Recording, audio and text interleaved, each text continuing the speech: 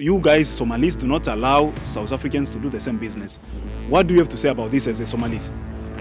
First of all, that's a propaganda. We do not stop nobody to make a business. It's your decision, you know. Okay. When you want to make a business, like I don't think there's someone can stop me. Yeah, you know, it's all about you. Like if you want to make a business, you can make a business. We do not stop nobody at all, my brother. What's up, everybody? I hope you're doing good. It's a beautiful day. Thank you very much for stopping by. It's very sunny outside. And I'm getting ready to leave and go. I got a lot of things to do. I got my brother around. I need to show him around. Okay, so we are in South Africa. Somebody was telling me you need to talk about South Africa. If you want your numbers to go up, you need to make views. You got to talk about South Africa. If you don't talk about South Africa, you can get views. Nah, I'm just kidding. That's some idiot talking. Yeah, you can talk about Benin and get views. You can talk about Canada, Kenya. Still the same, provided that you're giving good information and people are enjoying it. Thank you very much. I appreciate you. Sani Bonani, people from South Africa, Dumelang, Botswana, VP, Tanzania, Uganda, Rwanda, I see you, Nigeria. Okay, so we are in South Africa. We're talking about South Africa today because we love him. So Spaza shops and tax shops are being closed to foreign nationals. So foreign national will very soon not be owners of any shops like that. Spaza shops. We're going to explain what Spaza shops are. And we're going to discuss this with you.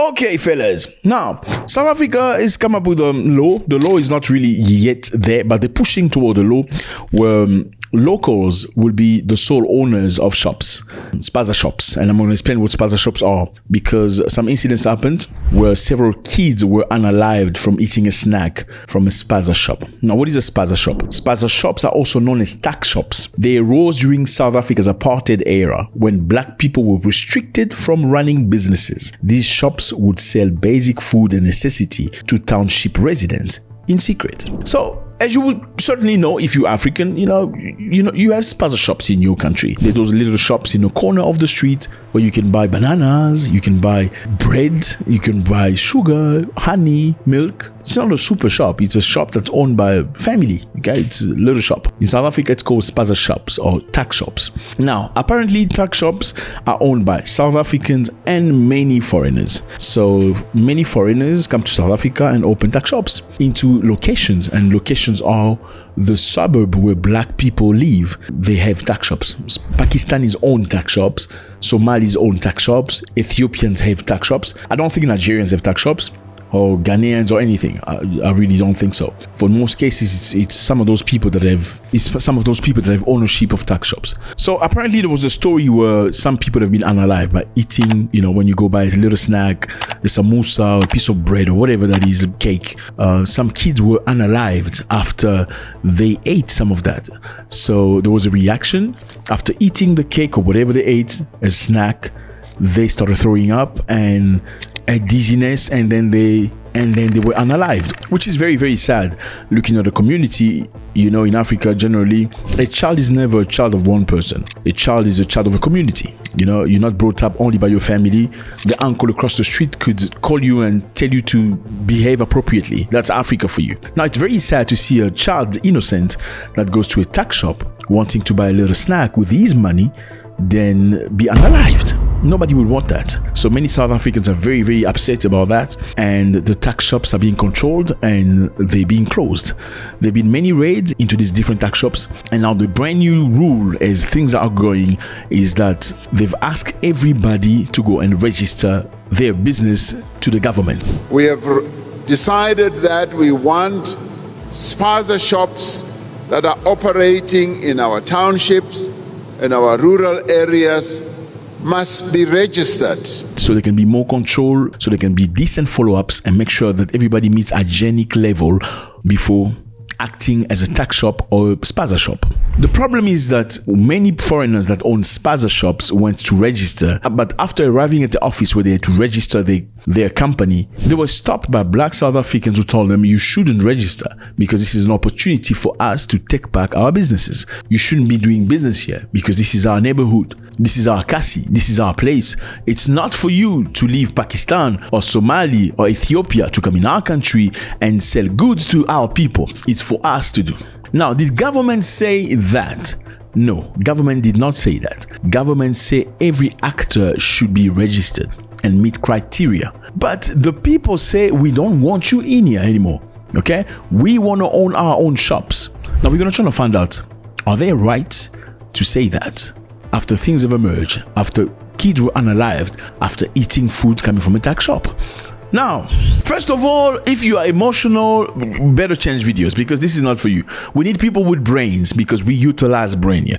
You need to go back to school, okay? We finished school and we're still continuing school because school never ends. Just to say to you, we need to think critically and not pick sides so we can understand where we're going. Okay, let's dive. After this arrival, which is a very sad news, I'm feeling for the mother that lost a child. I'm feeling for the community. A group of local people went into these different shops, raiding and asking them to close. Obviously, these kids ate food from one Spaza shop. They didn't eat food from all the Spaza shops. We together. That's one Spaza shop where the kids ate the food. Normally you would think to be responsible for what happened. Now all of a sudden, all the Spaza shops cannot be run if they're owned by a foreign national. And even though these foreign nationals sometimes have been to South Africa for 10 years, 15 years, 20 years operating this tax shop, somebody somewhere selling, just understand, tax shop and Spaza shop are same thing. Somebody somewhere that sold something that was not legal or maybe made a mistake somewhere by bringing close to his food something toxic is the reason why everybody else has to go hungry. Is that fair or not? We're going to try to find out. The president had to go on TV to speak out, to try to bring the situation down. He said scientific tests were conducted and it was established that the unaliving of 6 children, apparently there were 6, could be directly attributed to an hazardous chemical used in pesticide known as terfudose. So president confirmed, as per the scientific test, that these kids were unalived by a chemical named terbufos, which is associated with pesticide. Terbufos is registered in South Africa for agricultural use. It is said to have a serious health effect even at a low level of exposure. President said, although terfubos is not allowed to be sold for general household use, it's being informally sold as a so-called street pesticide for domestic use in townships and informal settlement to control rats. So people use this terfubos, this is the president speaking, for controlling rats and insects in their homes, even though it's illegal. It's solely for the use of agriculture. He continues saying it was also found that in some Spaza shops, pesticide and detergents were being stored next to food items. President said that Spaza shops that's been implicated in the unaliving of the children will be closed immediately. He said the Spaza shops that were implicated in the unaliving of children should be closed immediately. Does it sound right? Absolutely. The Spaza shop, or whoever ran that Spaza shop that did those things to those children, should pay at the highest price. And if he was knowledgeable of the danger of the things he sold or things he put in the proximity of the things he sold, he should even be condemned even deeper, harder, and made pay for the negative he's done to the community. Now, should everybody else suffer from that? Because John or Josh put pesticide next to the food that he sold to the children in the street. And I don't know if that makes sense. As it relates to food poisoning, the story that is going around that food poisoning, Spaza shops, etc. Unfortunately, that's not the case. In terms of all our investigations in the city around the death that happened, we found out that it's organophosphate. In one instance, in Vosloorus, the family prepared and consumed sandwiches, and there were 2 children that died of that after consuming that. And over and above the sandwiches, they also consumed chips, which are Simba chips, and we tested both. And the positive traces of organophosphate was found in the home-prepared sandwich. And as relates to the chips that were bought elsewhere, those were found to be negative in terms of any trace of food poisoning. The president also ordered that all Spaza shops and other food handling facilities to be registered within the municipalities in which they operate within 21 days, and they should meet all health standards and requirements, or they will be closed. So president has asked, number one, the Spaza shop implicated in the unaliving of the child to be closed. President has asked, number two, that all Spaza shop register so they can operate legally for those who are illegal. So a system can come and double check them, make sure everything they're selling actually makes sense. It's original. It's not fake product. So we're trying here to cleanse the negative people from the good people. Because even the judgment in paradise, you don't judge everybody the same way. Somebody can shoot two people and you take everybody because the bullet came from that side and you shoot everybody. It doesn't make sense. We're trying to be honest here. Now, what is happening? What's happening is black community in South Africa want to take over or take back the power of the Spaza shops for their community. We agree with the mayor that from here we are going to town where these goods are bought. We want those wholesalers to close. We are not interested in checking expired dates, but these people out. We no longer want them in our community because we are tired of them. Now, do they have the rights to do that? Absolutely. They can reclaim the Spaza shop. But is there a legitimate legal right that authorize you to close somebody else's business who's been operating legally? Because they are, in spite of those who are illegal. There are some that are legal.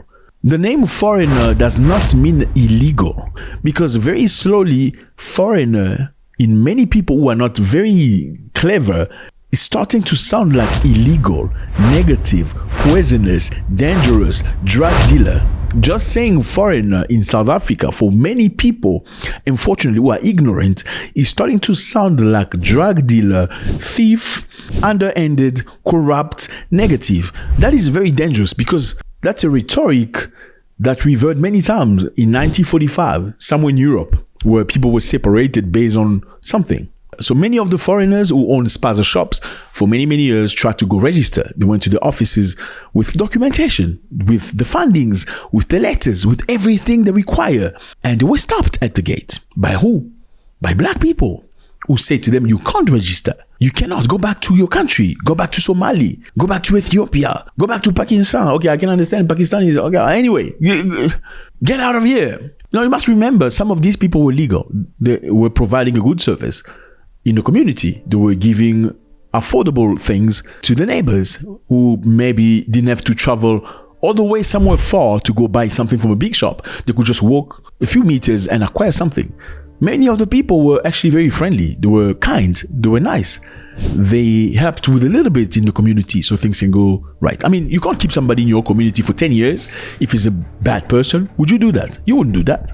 You wouldn't tolerate somebody for 10 years if he's a stranger, he's doing negative things. You know what I mean? Now, you must remember also, people can take information from one side and expand it to every other side. You know, a Nigerian could be a drug dealer. Does that mean all Nigerians are drug dealers? No. It would be unfair to treat every Nigerian you see in the street as a drug dealer because you came across one Nigerian or two or three that are drug dealers. Not all Nigerians are drug dealers. Not all Mozambican are bad. Not all Zimbabwean are car hijackers. Somalis, Ethiopian, Bangladesh, Pakistani run decent business. Yes. But every day they are under constant intimidation, interference and harassment of their business. Yes. Every second day, yes, as the chairman of the Somali board, we bury one Somali national. What do you do then? You give people a chance until they prove you that they're bad. Or maybe you look at them from afar. But do you mistreat them? Do you prevent them from registering honestly when they have the means to do that? You can't do that because international law does not allow that. And human Ubuntu fairness. You can't kick an Ethiopian who's been living in your country for 20 years with his family, his children has grown, he's provided service to your communities for many, many years. You bought milk, bread, and many stuff from him. He's never done anything. There's no child that's registered that's been unalived from buying anything from him. Kick him out and mistreat him because somebody somewhere did something wrong. You cannot punish 95% for 5% people. So there is some undocumented people. So you cannot punish me for those guys who don't have papers. I have my legal papers. And I think what government was speaking through the president makes sense, saying you need to close those Spaza shops where the kids were unalived, and everybody must register. They must meet criteria. Now the criteria, you can change it and tweak it as you like. If you don't want foreigners, you can change and tighten the criteria. But you can't stand in the street and stop people. You can't register because it's my country. Yes, you're absolutely right to reclaim your country, but there are many things to reclaim. We will defend our dignity and integrity. Yes. We are not here courtesy of South Africans. We are not here courtesy of anyone. When South Africa needed the assistance of Africa, they were all assisted. I mentioned an interview this morning. When Nigeria attained independence under the first Prime Minister Alhaji Sir Abu Bakar Tafawa Balewa, they give them the support they needed. Ghana, the first country independent, they give them the support. Mandela was trained to use a gun by an Ethiopian, Colonel Tesfaye Birru. We must all know the right. It is the Morocco that economically supported them with money. The Zimbabwean, the Mozambican, the Zambian, all frontier countries suffered because they harbored South Africans. We are not foreigners in an African land. You know, how about the supermarkets that are big? The major supermarket that I'm not going to name. They sell nice food, nice everything. It's owned by Europeans. Nobody's reclaiming that. How about the fast foods as well that need to be reclaimed? In some ways, at least have black people on top, black South Africans running these super fast foods industries. Nobody's reclaiming that. How about this company that changes tires? You know that company changes tires and rims and stuff. Black people don't own that. Okay, there are many things to be owned. I mean, why are we fighting over beans, over potatoes, over small little things? There's so much things to fight over, so much things to acquire. How about the mines? There's Anglo whatever. They run all the mines. All the gold is going. Why isn't black people also claiming to get a percentage, like some of the countries, like in Libya, people used to get a percentage of when they sell oil. I mean, black people should be getting percentage because it's their gold. You know what I'm saying? So again, what I'm saying is, do you have the right to go to somebody else's country and sell things that are illegal, that are not registered, things that will unalive people? Absolutely not. You should be met with the law and sent to jail and treated in the harshest way possible. You can't leave your country and go to somebody else's country and start selling fake things. Sell fake things in your country. No, don't tell us go open Spaza shop in your country. No, you're not the president. Only president can say don't come in my country, and your president will never do that, because when you do that, you're closing business from foreign investments. You can't just choose foreign investment from British and English because they're white. Foreign investments come from different forms, different levels. Things should be monitored. I think, number one, for the foreigners, they should stop going to other people's country and create mayhem. Stop going to other people, sell drugs. Stop going to other people selling negative things, rotten, expired, whatever. It makes no sense. You can't do that. You should be met with justice. For the people who are not nice, who are mistreating foreigners unjustly, and I'm talking about the foreigners who have not done anything wrong, the good ones that's been in your neighborhood for 10 years have done absolutely nothing wrong, and you're blocking them from register. That is not nice. That is not Ubuntu. You cannot succeed by blocking somebody else. Success doesn't work that way. Success only works when you do a much better job than the next person. You cannot avoid competition. I'm sweating, talking to you the truth, and I don't care how you take it, because it is the truth. You cannot succeed by stamping on other people. That's the mentality many people have, unfortunately. You think you have to step on somebody else to rise.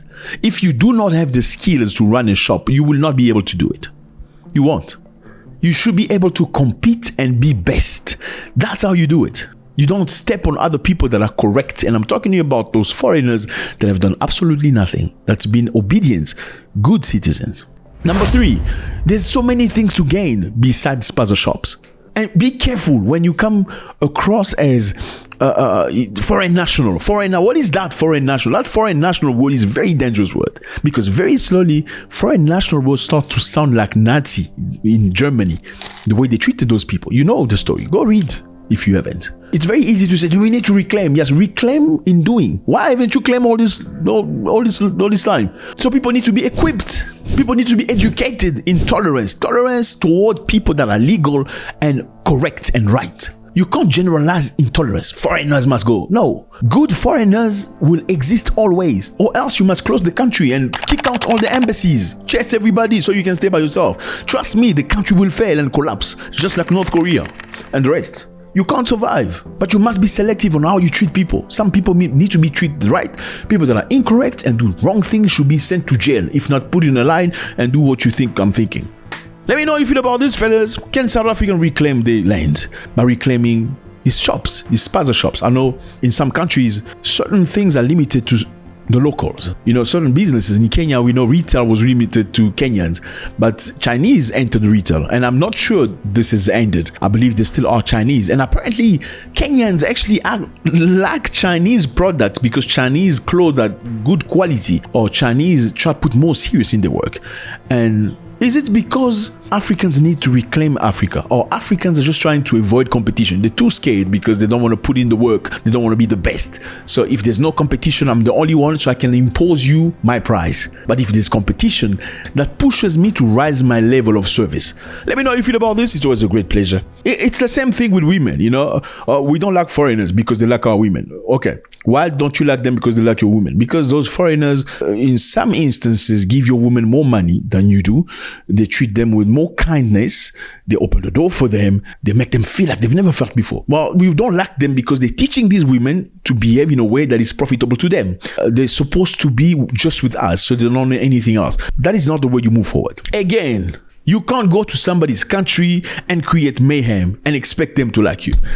Also, another thing that really needs to be said is this one. In order for you to say a child was unalived from eating a food from a snack, that a child was unalived from eating a snack from a shop, what you need to do is you need to run a test from the child's remain with the snack. Check if the chemicals correspond. If it's the same chemical in the child that is in the snack, then you can clearly say, well, that child was unalived from eating this snack from this shop.